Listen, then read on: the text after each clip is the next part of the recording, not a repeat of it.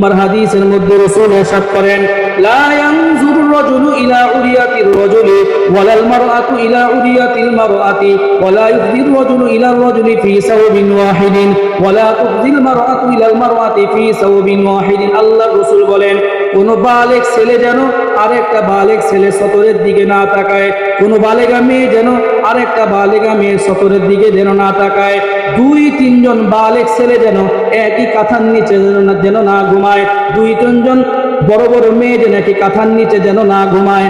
আল্লাহর রাসূল বলেন, যখন তোমরা তোমাদের সন্তানদেরকে এইভাবে লালন পালন করবা, তোমাদের সন্তান কোনোদিনও খারাপ সন্তান হবে না, তোমাদের সন্তানরা দুনিয়ার মধ্যে সর্বশ্রেষ্ঠ সন্তান হিসেবে বেড়ে উঠবে।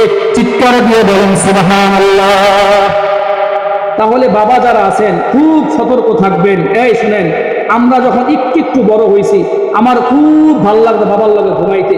এখন বুঝি কি কারণে আমার বোনেরে আর আমারে আমার বাপ মা আলাদা করে দিছে, মানে তোমরা আলাদা রুমে ঘুমাও, আলাদা রুমে ঘুমাও। এই জায়গায় আরেকটা কথা শুনবেন আমার ভাইয়েরা, যুবক ভাইয়েরা, তোমরা যারা যারা বয়স 12-13 বছর হয়েছে, তোমার ছোট আর একটা ভাই হয়েছে ধরো 5-6 মাস চলে, এখন কোনো কথাবার্তা ছাড়া হুট করে মায়ের রুমে ঢুকে যাওয়া এটাও ঠিক না। কেন?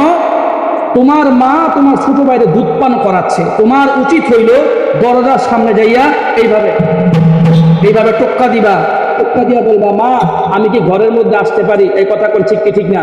এটাকে বলা হয় শিষ্টাচার, এটাকে বলা হয় আদব। কারণ তোমার মা হইতে পারে তোমার ছোট ভাইটার দুধ পান করাচ্ছে, উনি ব্লাউজ একটু খুলছে, মেক্সি একটু নামাইছে, তুমি ছেলের চোখ যেন মায়ের সতরের দিকে না যায়। কথা বলেন ঠিক কি ঠিক না?